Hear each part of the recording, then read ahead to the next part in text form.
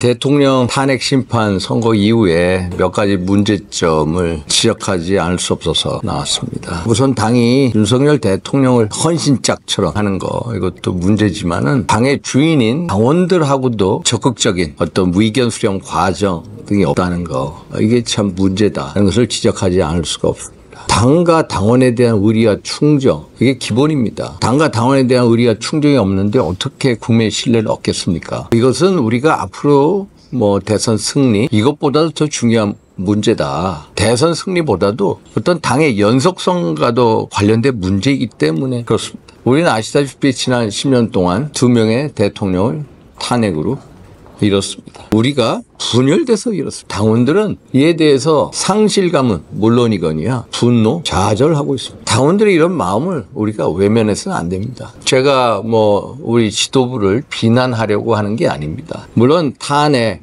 심판 이런 과정에서 민주당 지도부는 광화문에다가 텐트 지도부를 차려놓고 필사적으로 싸웠습니다. 우리하고는 현격한 차이가 있는 것. 그러나 당 지도부도 참 중심을 잡으려고 노력해 온 것도 사실입니다. 지금 탄핵 심판 선고 이후에 당원들에 대해서 우리가 어떤 진정한 사과나 또 당원들의 어떤 의견 수렴 과정을 꼭 거쳐야 합니다. 대선이 별로 남지 않았습니다. 우선 우리가 대선을 치르기 위해서는 변화 혁신 절대적입니다. 그러기 위해서는 일차적으로 당원들하고의 직접적인 적극적인 광범위한 의견 수렴 과정이 있어야 된다. 우리 당이라는 것은 당신과 민심에 떠있는 배와 같습니다. 그러면 우리가 아무 일도 없었다는 듯이 시간이 촉박하니까 그냥 가야 된다? 이것은 아니라고 봅니다. 정말로 당원들하고의 어떤 광범위한 적극적인 의견 수렴 과정이 절대적으로 필요하다. 이런 충정에서 말씀을 드립니다. 대통령하고의 절연,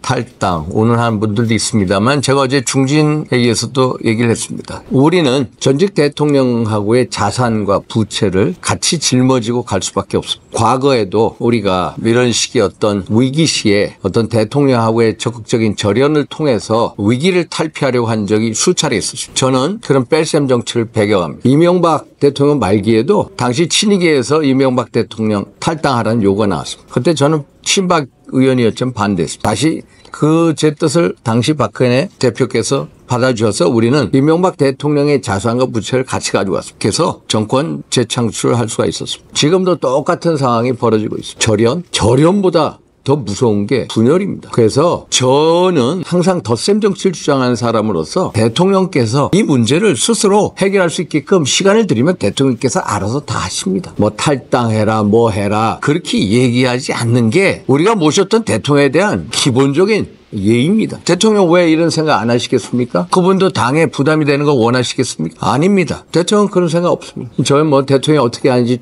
충분히 다 생각을 읽고 있습니다만은 그것을 절연하니까 탈당해. 그런 목소리 내지 마십시오. 다 알아서 하십시오. 적어도 대통령께 시간을 드리는 게 우리가 모셨던 대통령에 대한 기본적인 예의고 기본적인 도리다. 이런 말씀을 드립니다.